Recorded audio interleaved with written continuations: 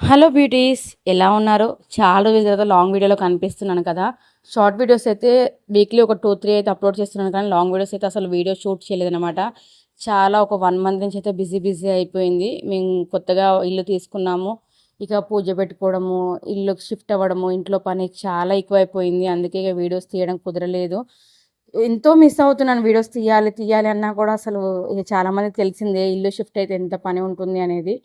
ఇప్పుడే నేను కుట్టడం అనేది స్టార్ట్ చేశాను. ఎప్పటి నుంచి నేను రెగ్యులర్‌గా వీడియోస్ తీయాలనైతే అప్‌లోడ్ చేస్తున్నాను.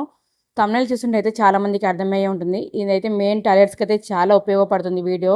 అసలు స్కిప్ చేయకుండా చూడండి. అలాగే చాలా పాయింట్స్ అయితే నేను మీతో షేర్ చేస్తాను. టిప్స్ అనుకోవచ్చు, పాయింట్స్ అనుకోవచ్చు. చాలా మందికి టైలర్స్‌కి టైం మేనేజ్‌మెంట్ ఎలా చేయాలి, ఏంటి అనేది చాలా తక్కువ అవగాహన ఉంటుంది. కటింగ్ చేయడము, కుట్టడము, ఐరన్ చేయడము, మళ్ళీ మన ఏమంటారు హెమ్మింగ్ చేసుకోవడము, ఇదంతా చాలా పెద్ద పనులుంటాయి. అందులోను ఇంట్లో పని, పిల్లలు, ఈ ఇవి అసలు ఆలోచిస్తేనే తలకాయ నొప్పిగా ఉంటుంది కదా. ఈ పనులను మేనేజ్మెంట్ చేస్తూ మనం స్టిచ్చింగ్‌ని ఎలా చేయొచ్చు అనేది ఈ వీడియో అయితే మీతో షేర్ చేస్తాను. వీడియో అయితే పూర్తిగా స్కిప్ చేయకుండా చూడండి. ఇలాంటి కంటెంట్ మీ ముందుకి వస్తూనే ఉంటుంది కాబట్టి తప్పకుండా సబ్స్క్రైబ్ చేసుకోండి. సబ్స్క్రైబ్ చేసుకున్న వెంటనే పక్కన బెల్ ఐకాన్ ఉంది కదా, అది క్లిక్ చేస్తే నేను వీడియో అప్లోడ్ చేసిన వెంటనే నోటిఫికేషన్ అయితే మీ వరకు ఈజీగా వచ్చేస్తుందన్నమాట. ఎంతమంది నా వీడియోస్ మిస్ అయ్యారనేది కామెంట్ చేయడం మర్చిపోకండి. బ్లౌజ్ స్టిచ్ చేస్తూ మాట్లాడుకుందాము. ముందుగా వచ్చేసి అయితే చాలామంది అదే రోజు అంటే బ్లౌజెస్ ఉన్న రోజే కటింగ్ పెట్టుకుంటారు, స్టిచ్చింగ్ పెట్టుకుంటారు, హెమ్మింగ్ అని ఇలా రకరకాలుగా అన్నీ ఒకటే రోజు ఇంట్లో పని పూర్తి చేయడము. అసలు మనము స్టిచ్ చేయడానికి మషిన్ దగ్గరికి రావడానికే మనకి 11-12 అవుతుంది మధ్యాహ్నము. అప్పుడు మనం కటింగ్ పెట్టుకున్నామంటే కటింగ్ ఒక 2 అవర్స్ పోతుంది. 3-4 అవుతుంది కటింగ్‌కి. ఎప్పుడు స్టిచ్ చేస్తాము? కాబట్టి వీలైనంత మట్టుకు మనం ఎప్పుడు కూడా కటింగ్ అనేది నైట్ టైమ్‌లో పెట్టుకోవడం చాలా బెటర్ అన్నమాట. అసలు ఒక పెద్ద హెల్ప్ అవుతుంది. మనకి ఇంట్లో పని తీరిందంటే మనం స్టిచ్ చేయడానికి మషిన్ మీద కూర్చున్నామంటే మనం ఈజీగా 7-8 బ్లౌజెస్ అయినా స్టిచ్ చేయొచ్చనమాట. మన గంటకి ఒక బ్లౌజ్ ఏసుకున్నా కూడా ఈజీగా మనమైతే 7-8 బ్లౌజ్ అయితే ఈజీగా స్టిచ్ చేయొచ్చు. కాబట్టి ఎప్పుడు కూడా మీరు కటింగ్ అనేది నైట్ టైమ్‌లో పెట్టుకోవడం చాలా ఇంపార్టెంట్. వీలైనంత మట్టుకైతే నైట్ టైమ్‌లోనే పెట్టుకోండి. లేకుంటే మీకు తెల్లారి మొత్తం హడావిడిగా అయిపోతుంది. కటింగ్‌కి టైం కేటాయించడం, స్టిచ్చింగ్‌కి అని చెప్పి. ఇక హెమ్మింగ్ విషయానికొస్తే మాత్రం నేను ఒక 12 ఇయర్స్ నుంచి స్టిచ్ చేస్తున్నాను. ఇంతవరకు ఎప్పుడు కూడా నేను హెమ్మింగ్ చేయను. బయటికే ఇస్తాను. డబ్బులు పోతమాయి కానీ మనకి టైం అయితే చాలా సేవ్ అవుతుందన్నమాట.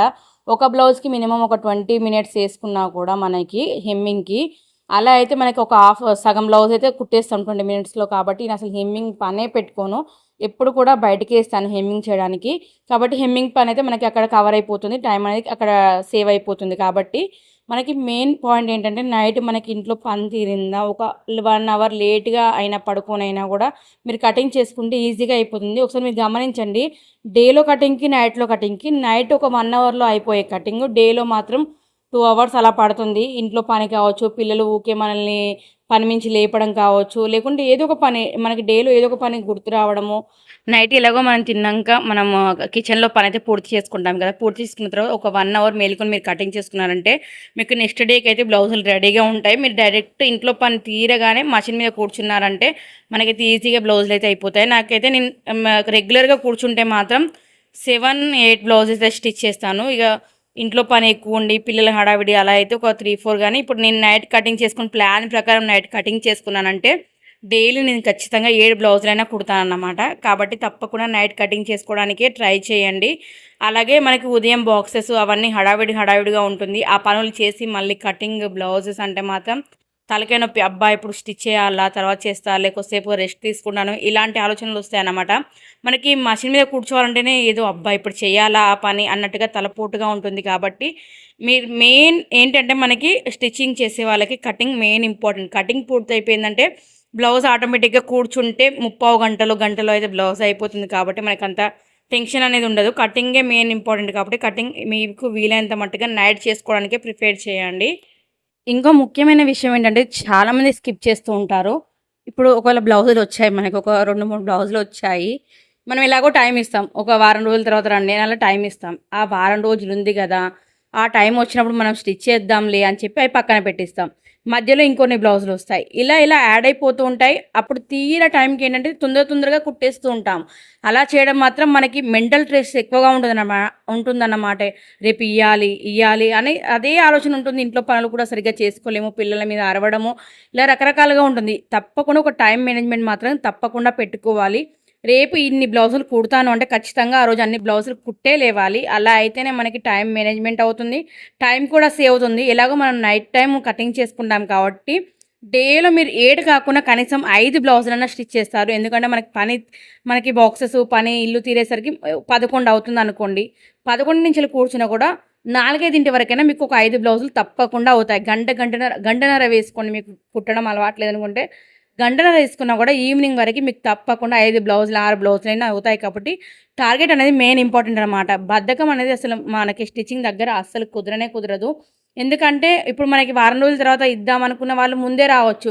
పెళ్లి ఫిక్స్ అయిందనో, లేకుంటే ట్రైన్‌కి టికెట్ బుక్ అయిందనో, ఇలా రకరకాల రీజన్స్ వల్ల నాకు తొందరగా కావాలని వచ్చి ప్రెషర్ పెట్టొచ్చు. కాబట్టి మనకి ఇదంతా కాకుండా ఇవాళ వచ్చాయి ఆ బ్లౌజులు, ఇవాళ నైట్ కటింగ్ చేసుకున్నామా, రేపు కూర్చున్నామా, ఆ పని కంప్లీట్ చేసామా. ఇవాళ ఎప్పుడొచ్చినా కూడా మనకి వాళ్ళకి పని రెడీగా ఉంటుంది. టైమ్ టు టైమ్ ఇవ్వడం వల్ల ఏంటంటే కస్టమర్స్ కూడా చెప్పిన టైంకి టైలర్ ఇస్తుంది కాబట్టి మనం ఇంకోసారి కూడా ఇవ్వచ్చు అని వాళ్ళు ఇవ్వడానికి వస్తారు. అలాగే ఇంకో 10 మందికి కూడా మనకి చెప్తారన్నమాట. ఇలా మనం తొందరగా కుట్టడం వల్ల ఏంటంటే మనకి టెన్షన్ అనేది ఉండదు. కస్టమర్ వస్తుందేమో కుట్టాలి అనే తొందర ఉండదు. ఫినిషింగ్ కూడా పర్ఫెక్ట్ వస్తుంది. ఫిట్టింగ్ కూడా పర్ఫెక్ట్‌గా కుదురుతుంది. కాబట్టి మనకి వీలైనంత మట్టుగా బ్లౌజులు ఉన్నాయంటే ఆ పని చేసుకున్నామా, పక్కన పెట్టుకున్నామా, మళ్ళీ బ్లౌజులు వచ్చాయా, కుట్టామా అలాగే ఉండాలి తప్పితే వారం 10 రోజుల తర్వాత వస్తారు కదా, అప్పుడు కుడదాంలే అన్న ఆలోచన అసలు మన మైండ్‌లోకి రానివ్వద్దన్నమాట. ఎప్పటి పని అప్పుడు చేసుకుంటేనే మనకి మెంటల్ స్ట్రెస్ అనేది ఎక్కువగా ఉండదు. ఎందుకంటే టైలర్స్ అందరికీ ఇదే ప్రాబ్లమ్ అన్నమాట.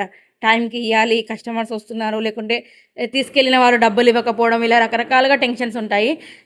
అసలు మనం బ్లౌజ్ ఇచ్చామా, వాళ్ళ చేతిలో డబ్బులు పెట్టారా అలానే ఉండాలి తప్పితే మళ్ళీ ఇస్తానులే, ఇంకా బ్లౌజులున్నాయి తెచ్చినప్పుడు ఇస్తానులే, ఇలాంటి మాటలు అసలు పట్టించుకోవద్దు.